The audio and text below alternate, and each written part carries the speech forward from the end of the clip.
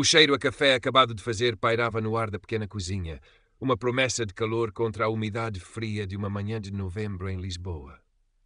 Diogo Almeida ajeitou o nó da gravata a terceira tentativa. Não era a gravata que estava torta, era ele.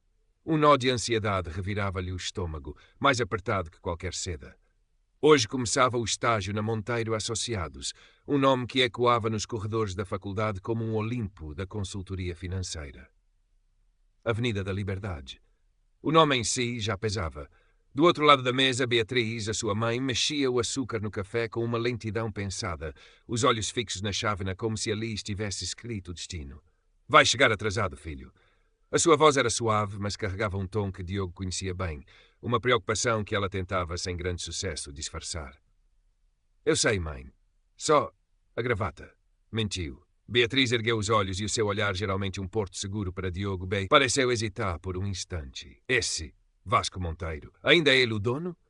Diogo franziu o sobrolho. Sim, o fundador. Por quê? Conhece-o? Ela abanou a cabeça depressa demais. Não, claro que não. Nome antigo, só isso. Deve haver muitos Monteiros em Lisboa. Voltou a fitar o café. Tem cuidado, Diogo. Esse mundo é diferente. Diferente. A palavra ficou a pairar enquanto Diogo descia no elevador do prédio modesto na Amadora, o cheiro a lixívia do corredor a contrastar com o perfume caro que imaginava nos escritórios da Avenida da Liberdade.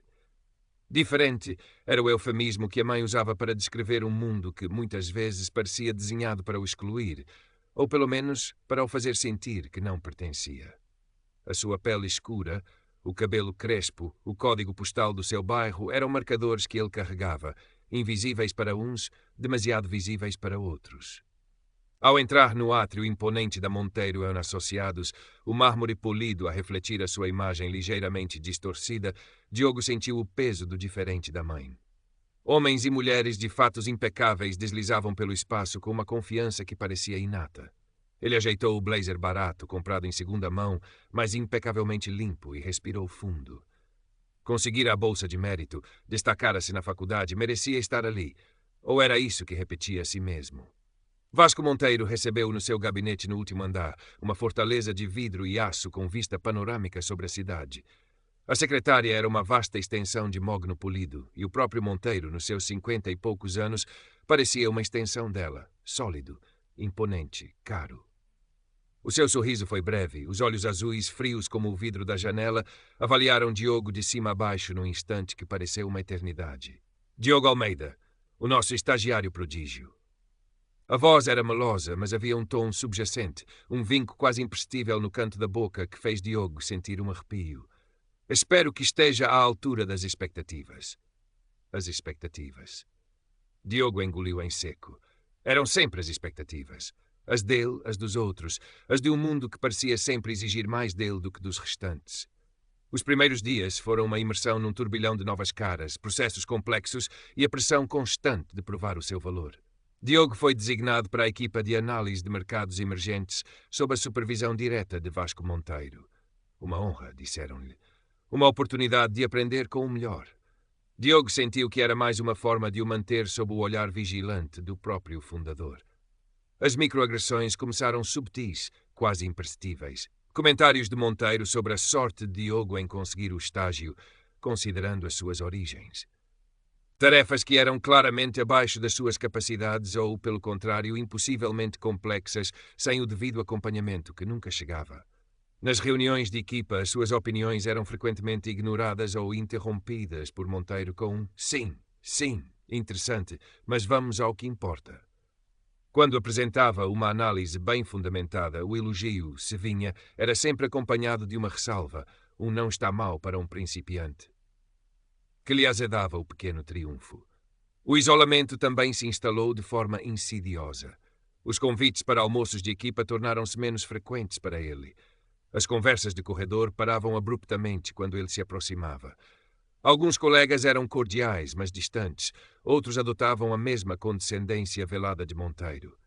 Havia Inês, uma analista mais jovem, que por vezes lhe lançava um olhar de simpatia, mas que também parecia intimidada pela atmosfera. Diogo tentava não personalizar, era o novato, o estagiário. Tinha de aguentar, mostrar resiliência. Mas à noite, no seu pequeno quarto na Amadora, o peso da jornada caía sobre ele. A exaustão não era apenas do trabalho intenso, mas da constante vigilância, da necessidade de policiar cada palavra, cada gesto, de se esforçar o dobro para talvez ser reconhecido pela metade. Ele não gosta de mim, mãe, desabafou Diogo uma noite, enquanto Beatriz preparava o jantar, o cheiro refogado a encher a cozinha. Beatriz parou de mexer o arroz. O que é que ele te fez, filho? Diogo contou-lhe os pequenos incidentes, as humilhações subtis, a sensação constante de ser diminuído. Beatriz ouvia em silêncio, a sua expressão a endurecer. Quando Diogo terminou, ela pousou a colher. Vasco Monteiro, disse ela, o nome a sair-lhe com um sabor amargo que Diogo nunca lhe ouvira. Eu conheci um Vasco Monteiro há muitos anos. Trabalhávamos na mesma empresa de contabilidade, antes de tu nasceres. Uma empresa pequena, nada disto. Ela gesticulou, como se a opulência da Monteiro Associados fosse um insulto. Diogo sentiu um aperto no peito. E então? Ele era ambicioso, Diogo. Desmedidamente ambicioso. E não olhava a meios. Tentou prejudicar-me, a mim e a outros colegas, para conseguir uma promoção. Inventou histórias, manipulou números. Na altura eu não me deixei intimidar. Juntei-me a outros e conseguimos provar as manobras dele. Ele foi repreendido severamente e acabou por sair da empresa pouco depois, cheio de raiva. Os olhos de Beatriz encontraram os de Diogo, e neles havia uma dor antiga e uma nova apreensão. Eu nunca pensei que ele chegasse tão longe, que construísse isto. Ela suspirou. Ele não é teu pai, Diogo, não penses uma coisa dessas. Mas o rancor é uma erva daninha. E tu, meu filho, com a tua pele e com o teu nome que ele pode associar a mim se tiver boa memória. Talvez ele veja em ti uma forma de acertar contas antigas, de cuspir o veneno que guarda há tanto tempo. O mundo de Diogo inclinou-se. A hostilidade de Monteiro já não era apenas o preconceito vago de um homem poderoso. Tinha raízes, uma história pessoal e mesquinha. A revelação da mãe não diminuiu a dor da discriminação, mas deu-lhe um contorno mais nítido, mais feio. Aquele homem não o via apenas como um jovem negro a tentar se ingrar. Via-o talvez como a personificação de uma antiga humilhação, um alvo para um ressentimento fermentado durante décadas. A raiva fria que sentira antes começou a arder com uma nova intensidade, mas também com uma estranha clareza. Não iria desistir. Não lhes daria esse gosto. Com esta nova perspectiva, Diogo regressou ao escritório com os sentidos mais aguçados. Começou a observar Vasco Monteiro não como um enigma, mas como um adversário com um passado. As suas microagressões, antes apenas dolorosas, agora pareciam também patéticas. Os tiques de um homem inseguro a tentar afirmar o seu poder. Diogo redobrou a atenção ao trabalho, mas também aos meandros da empresa. Começou a arquivar e-mails relevantes, a guardar cópias de documentos, a tomar notas mentais sobre conversas ouvidas nos corredores, sobre projetos que pareciam ter orçamentos inflacionados ou prazos suspeitosamente alterados. Não procurava vingança, não ainda. Procurava compreender o terreno onde pisava e talvez encontrar uma forma de se proteger. A escalada não tardou. Vasco, talvez sentindo a mudança na postura de Diogo, uma resiliência mais firme, um olhar que já não desviava tão facilmente, intensificou a pressão. Os prazos tornaram-se ainda mais curtos, as críticas mais azedas e públicas. Numa reunião de equipa, ao discutir um novo cliente angolano, Vasco fez um comentário sobre a necessidade de alguém que entenda a mentalidade deles, olhando diretamente para Diogo, um sorriso trocista nos lábios. A sala ficou em silêncio, exceto por algumas risadas nervosas. Diogo sentiu o sangue a subir-lhe ao rosto, mas limitou-se a encarar Monteiro, os maxilares cerrados. Acho que a minha licenciatura em gestão e as minhas notas de análise financeira são universais, Dr. Monteiro, respondeu Diogo, a voz firme, mas respeitosa. O sorriso de Vasco vacilou por um instante. Audacioso. Gosto de audácia. Desde que venha acompanhada de resultados, claro. O incidente marcou um ponto de viragem. Diogo percebeu que o silêncio e a submissão não o protegeriam. Monteiro queria esmagá-lo, e ele não o permitiria. A sua investigação silenciosa focou-se num projeto de reestruturação de uma empresa têxtil do Norte, um projeto que Vasco supervisionava pessoalmente e do qual falava com um orgulho suspeito. Diogo, designado para tarefas menores nesse projeto, começou a notar discrepâncias nos relatórios financeiros, faturas que pareciam não corresponder aos serviços prestados, consultores externos com ligações duvidosas a empresas de fachada. Quanto mais investigava nas suas horas de almoço e noite dentro, mais sentia um cheiro a podre. Beatriz preocupava-se. Via o filho mais magro, com olheiras profundas. Deixa isso, Diogo. Esse homem é perigoso. Procura outro sítio. Ainda não, mãe. Ainda não. Havia uma teimosia nos olhos de Diogo, uma necessidade de ir até ao fim, de não ser a vítima que Monteiro queria que ele fosse. A oportunidade ou o abismo surgiu algumas semanas depois. Vasco anunciou que Diogo seria responsável por apresentar uma parte da análise preliminar do projeto têxtil numa reunião crucial com potenciais investidores internacionais. Era uma tarefa de enorme responsabilidade, claramente desproporcional para um estagiário. Os colegas olharam para Diogo com uma mistura de pena e curiosidade mórbida. Inês, a analista mais jovem, aproximou-se dele no final do dia. Diogo, tem cuidado, disse ela em voz baixa. Ouvi o doutor Monteiro a dizer ao administrador que esta era a tua grande oportunidade de brilhar ou queimar-te de vez. Diogo agradeceu o aviso. Sabia que era uma armadilha. Vasco dar-lhe-ia dados incompletos ou errados e depois culpá-lo-ia pelo fracasso da apresentação. Mas era também a oportunidade que ele esperava. Nos dias que se seguiram, Diogo mergulhou no trabalho. Cruzou os dados que lhe foram fornecidos oficialmente por Vasco com as informações que tinha vindo a reunir.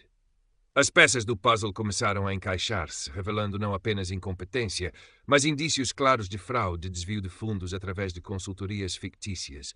O esquema era complexo, mas Diogo, com a sua mente analítica e a sua raiva focada, conseguiu desvendá-lo.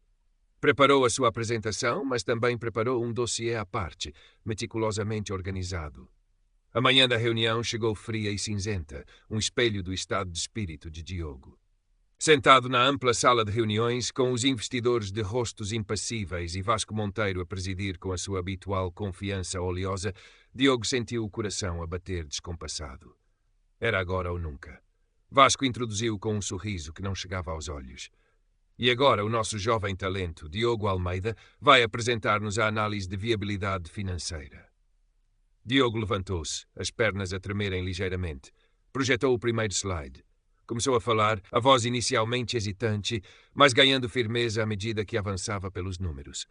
Apresentou os dados que lhe tinham sido fornecidos, a análise padrão.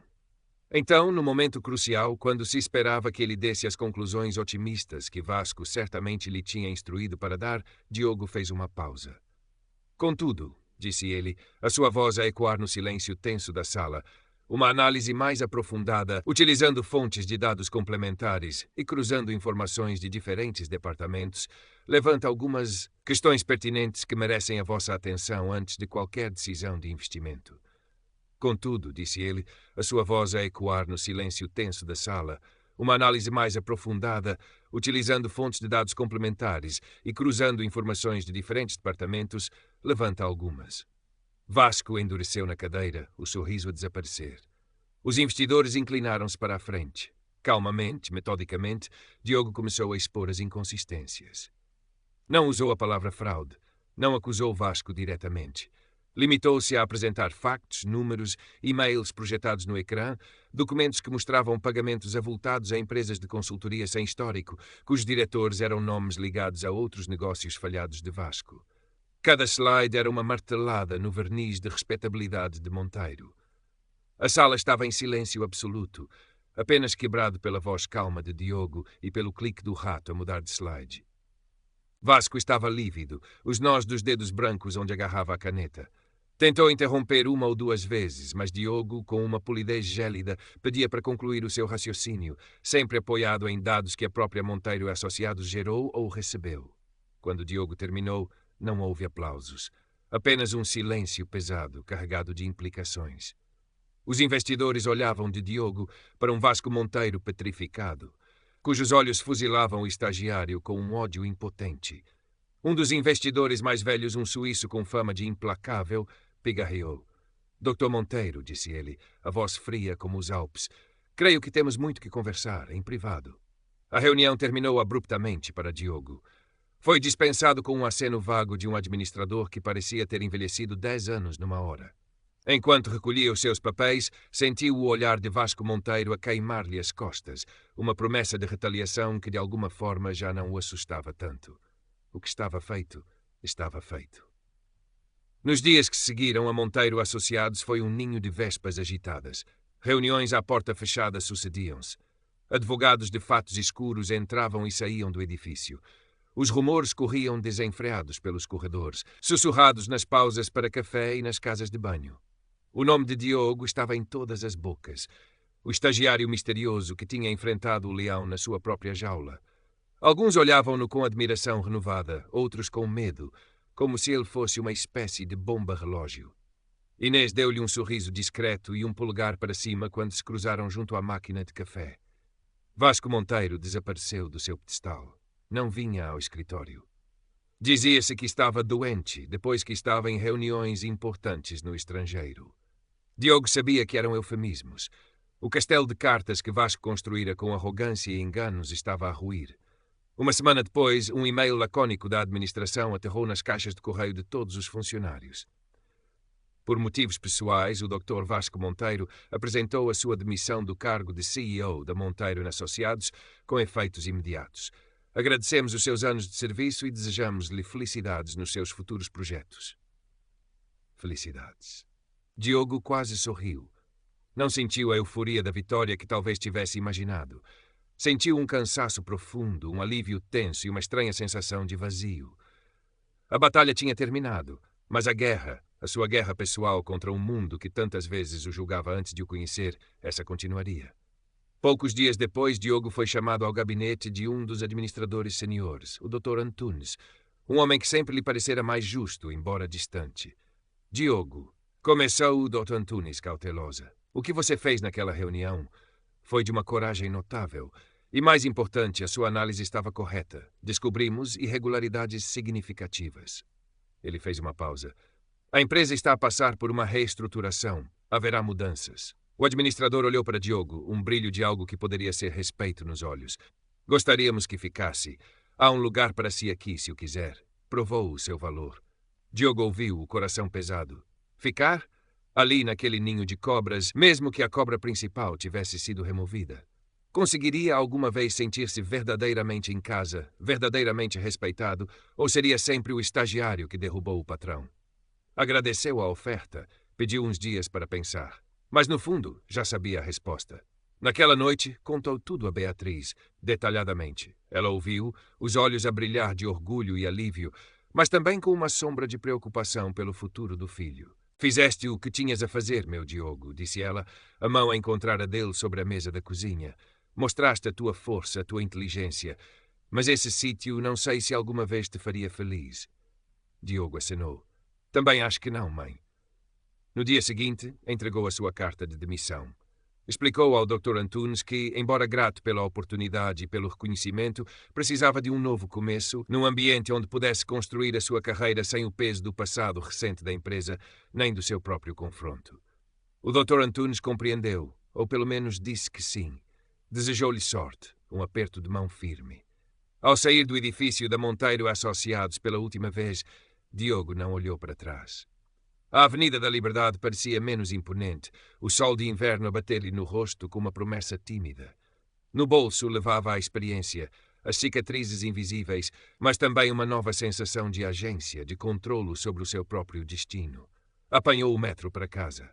O ranger familiar dos carris, o burburinho das conversas anónimas, tudo lhe pareceu diferente, mais leve. Desceu na sua estação na Amadora, o cheiro familiar do bairro a acolhê-lo. Não era a Avenida da Liberdade, mas era o seu mundo. O mundo onde a sua mãe o esperava, o mundo onde ele podia ser simplesmente Diogo. Nos meses que se seguiram, não foi fácil. O estigma de ter estado no centro de um escândalo corporativo, mesmo como a parte que expôs a verdade, seguia-o em algumas entrevistas de emprego. Mas Diogo persistiu. Usou a sua história, não como uma lamentação, mas como prova da sua integridade e coragem. Eventualmente encontrou um lugar numa consultora mais pequena, mais jovem, com uma cultura que valorizava a transparência e a diversidade. Começou por baixo, mas com a mesma determinação. Uma tarde, meses depois, estava a tomar um café numa esplanada perto do novo escritório em Entrecampos. O sol da primavera aquecia-lhe a pele. Abriu o jornal e, numa pequena nota na secção de Economia, leu que Vasco Monteiro estava a ser formalmente acusado pelo Ministério Público de fraude e gestão danosa. Não houve qualquer menção a Diogo. Melhor assim. Ele sorriu, um sorriso genuíno, leve. Não era vingança o que sentia, mas uma espécie de justiça poética, distante. Fechou o jornal. A luta não tinha terminado, sabia-o. O racismo, o preconceito não desapareciam com a queda de um homem. Mas ele tinha encontrado a sua voz, a sua força. E isso, percebeu Diogo, era a maior vitória de todas. Olhou para o céu azul de Lisboa, sentindo, pela primeira vez em muito tempo, que talvez, só talvez, pertencesse ali tanto quanto qualquer outra pessoa. O caminho seria longo, mas ele estava pronto para o percorrer. A justiça tardia para a sua mãe, personificada no confronto com o ressentimento de Vasco, tinha-se cumprido, não através de laços de sangue desfeitos, mas pela afirmação da sua própria dignidade e valor, quebrando um ciclo de amargura. A justiça tardia para a sua mãe, personificada no confronto com o ressentimento de Vasco, tinha-se cumprido, não através de laços de sangue desfeitos, mas pela afirmação da sua própria dignidade e valor, quebrando um ciclo de amzei. E essa era uma herança que ele carregaria com orgulho. O escritório da Inova Consult, como se chamava a nova empresa, era um contraste vibrante com a formalidade austera da Monteiro e Associados. Situado num edifício remodelado em Alvalade, tinha paredes coloridas, espaços abertos e uma atmosfera palpavelmente mais colaborativa. Diogo sentiu-se respirar de outra forma ali. A equipa era mais jovem, mais diversa, e a sua história, quando inevitavelmente se tornou conhecida de forma discreta, pareceu gerar mais respeito do que desconfiança. Claro que nem tudo era um mar de rosas. As microagressões subtis, os olhares que por vezes se demoravam um pouco mais nele, o ocasional comentário condescendente disfarçado de elogio, essas eram sombras que o acompanhariam, talvez para sempre, em qualquer ambiente predominantemente branco. Mas aqui pareciam mais exceção do que regra. E mais importante, Diogo sentia que tinha aliados, pessoas que o viam primeiro como um colega competente e só depois, ou nem sequer, como o outro. Beatriz florescia com a tranquilidade do filho. As suas preocupações não se tinham dissipado por completo. O coração de uma mãe raramente descansa, mas via em Diogo uma leveza que lhe aquecia a alma. Continuava o seu trabalho árduo, mas agora havia mais sorrisos, menos suspiros cansados ao final do dia. Por vezes falavam de Vasco Monteiro, não com ódio, mas com uma espécie de distanciamento analítico, como quem observa uma tempestade que já passou e deixou para trás apenas a necessidade de reconstruir. Sabes, filho, disse Beatriz um dia, enquanto arrumavam a louça do jantar, aquele homem, o Vasco, ele nunca entendeu. O poder não vem de esmagar os outros, vem de te levantares cada vez que te derrubam e de ajudares quem está contigo a levantar-se também. Diogo assentiu, as palavras da mãe a ecoarem a sua própria jornada. A sua vingança contra Vasco não fora a sua queda em si, mas a sua própria capacidade de se reerguer, de encontrar um novo caminho, de construir algo positivo a partir da negatividade que lhe fora imposta. No seu novo trabalho, Diogo destacou-se rapidamente. A sua inteligência analítica, a sua ética de trabalho e a sua perspectiva única, forjada nas dificuldades, trouxeram um valor acrescentado à equipa. Foi-lhe confiado um projeto desafiante, desenvolver estratégias de investimento socialmente responsável para empresas que queriam aliar o lucro ao impacto positivo na comunidade. Era um trabalho que o apaixonava, que lhe permitia usar as suas competências para algo em que acreditava. Um dia, o seu chefe, Miguel, um homem na casa dos 40 anos, com uma energia contagiante, chamou-o ao seu gabinete. «Diogo, tenho uma proposta para ti», disse Miguel, com um sorriso. Temos um cliente novo, uma ONG que trabalha com jovens de bairros carenciados, ajudando-os a aceder ao ensino superior e a encontrar estágios. Precisam de alguém para os ajudar a reestruturar os seus programas de mentoria e a conseguir mais financiamento. Pensei em ti. Os olhos de Diogo brilharam. Era mais do que um projeto, era um círculo que se completava. Eu adoraria, Miguel. Seria uma honra. Nos meses seguintes, Diogo mergulhou nesse trabalho com uma dedicação ainda maior. Visitou os bairros, conversou com os jovens, muitos deles com histórias que espelhavam a sua. Partilhou a sua própria experiência, não como um herói, mas como alguém que tinha tropeçado, que tinha sido derrubado, mas que nunca desistira de se levantar. Viu nos olhos daqueles jovens a mesma centelha de esperança e apreensão que ele próprio sentira. E pela primeira vez compreendeu plenamente o que Beatriz queria dizer com ajudar quem está contigo a levantar-se também. Não se esquecera de Vasco Monteiro. O nome dele surgia ocasionalmente nas notícias, sempre ligado a desenvolvimentos do processo judicial. A outrora poderosa figura estava reduzida a um réu a lutar para evitar a prisão, a sua reputação em farrapos. Diogo não sentia prazer nisso, apenas uma constatação fria de que as ações têm consequências. A verdadeira justiça para ele não estava no castigo de Vasco, mas na sua própria capacidade de transcender o mal que este lhe causara. Numa tarde de sábado, Diogo acompanhou Beatriz a uma festa de uma vizinha no seu antigo bairro na Amadora. O ar estava cheio do som de música cabo-verdiana, do cheiro a cachupa e da alegria ruidosa das crianças a brincar. Sentado num banco de plástico, a observar a sua mãe a dançar com as amigas, um sorriso largo a iluminar-lhe o rosto, Diogo sentiu uma paz profunda. Uma jovem aproximou-se dele, tímida. Reconheceu-a de uma das sessões de mentoria da ONG. Dr. Diogo, disse ela, a voz baixa, queria só agradecer. Por causa daquela conversa que tivemos, candidatei-me à bolsa. E consegui. Diogo sorriu, o coração a aquecer. Eu não fiz nada, Fátima. Foste tu, a tua força, a tua inteligência. Mas o Dr. Diogo mostrou-me que era possível, insistiu ela. Para alguém como nós. Alguém como nós. A frase já não lhe pesava como antes. Sim, eram alguém como nós, resilientes, lutadores, cheios de sonhos, num mundo que nem sempre lhes facilitava o caminho. Mas eram também indivíduos, cada um com a sua história, o seu valor. A justiça tardia, pensou ele, não era apenas sobre o passado. Era sobre construir um presente e um futuro, onde as histórias como a dele e como a de Fátima tivessem mais hipóteses de ter um final diferente. Um final onde o mérito fosse reconhecido, a dignidade respeitada e a cor da pele fosse apenas isso. Uma cor e não uma sentença. E nesse trabalho silencioso, mas persistente, de abrir caminhos e de inspirar outros, Diogo encontrou o seu verdadeiro propósito, muito para além das sombras da Monteiro & Associados. A sua mãe tinha razão. Ele fora feito para este mundo e estava finalmente a ajudar a moldá-lo um pouco à sua imagem. O tempo continuou a sua marcha e com ele as estações da vida de Diogo. A Inova Consult prosperou e Diogo com ela. Tornou-se uma voz respeitada na empresa, não apenas pela sua competência técnica, mas pela sua perspectiva humana e pelo seu compromisso com a ética nos negócios. O projeto com a ONG expandiu-se, tornando-se um programa de referência, e Diogo viu com orgulho muitos dos jovens que ajudaram a mentorar, a seguirem os seus próprios caminhos de sucesso, quebrando barreiras tal como ele fizera. Beatriz envelhecia com serenidade. As marcas do tempo no seu rosto, suavizadas pela tranquilidade de ver o filho realizado e feliz. Continuava a ser o seu farol, a sua conselheira mais sábia. A história de Vasco Monteiro tornou-se uma memória distante, um capítulo encerrado, embora as lições aprendidas permanecessem vivas. O antigo CEO fora condenado a uma pena suspensa e a pagar uma indemnização avultada, mas para Diogo e Beatriz a verdadeira sentença fora a perda da sua reputação e do seu poder, a exposição pública da sua mesquinhez. A justiça dos homens fizera o seu curso, mas a justiça da vida, essa manifestava-se de formas mais subtis e duradouras. Um dia, Diogo recebeu um convite inesperado, dar uma palestra na sua antiga faculdade, precisamente no departamento de gestão onde se formara. O tema, ética e liderança no mundo corporativo contemporâneo. A ironia não lhe escapou.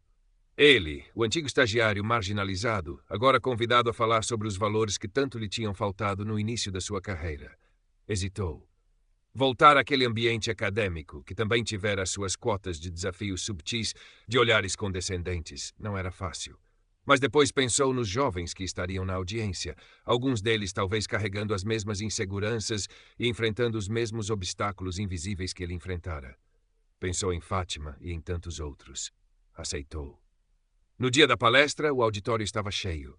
Enquanto subia ao púlpito, viu rostos jovens expectantes, de todas as cores e origens. Viu também alguns dos seus antigos professores.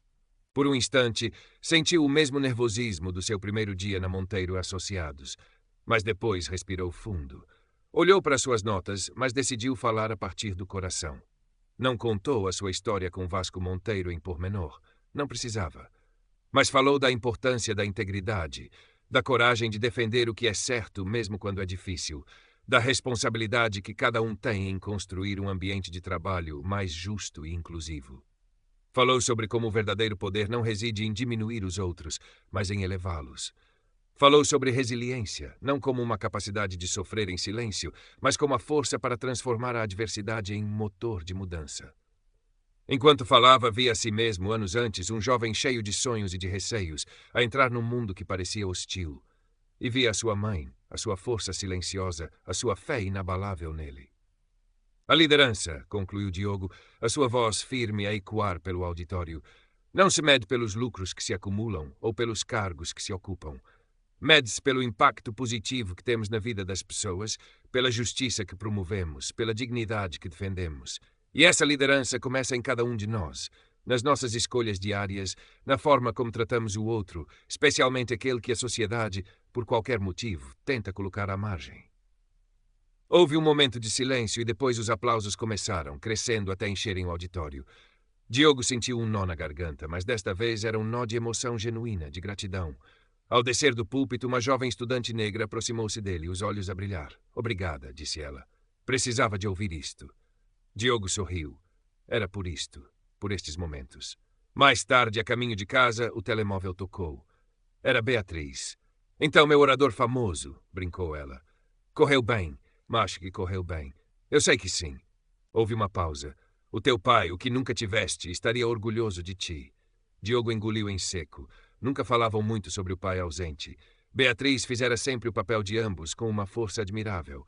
Mas naquele momento, as palavras dela tiveram um peso especial. Acho que a pessoa mais importante já está orgulhosa, respondeu ele, a voz embargada. E essa és tu, mãe. Do outro lado da linha, ouviu o sorriso dela. A justiça tardia, percebeu Diogo, não era um evento único, um ajuste de contas final. Era um processo contínuo, tecido nas pequenas vitórias diárias, na resiliência face à adversidade, na capacidade de transformar a dor em propósito. O confronto com Vasco Monteiro fora apenas um catalisador, um momento de ruptura necessário. Mas a verdadeira mudança, a verdadeira justiça, estava a ser construída agora, nas suas ações, no seu trabalho, na sua recusa em deixar que o preconceito do passado definisse o seu futuro, ou o futuro daqueles que ele podia inspirar. E essa, sim, era uma história que valia a pena continuar a escrever, todos os dias, nas ruas de Lisboa e para além delas. Os anos seguintes solidificaram o percurso de Diogo. Tornou-se sócio da Inova Consult e a sua influência estendeu-se para além da empresa.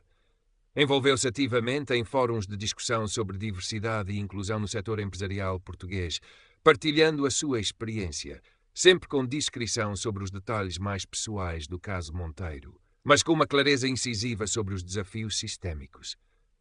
Beatriz, agora reformada, dedicava o seu tempo a um pequeno jardim comunitário no bairro e a mimar os netos de vizinhas, que a adoravam como uma avó postiça.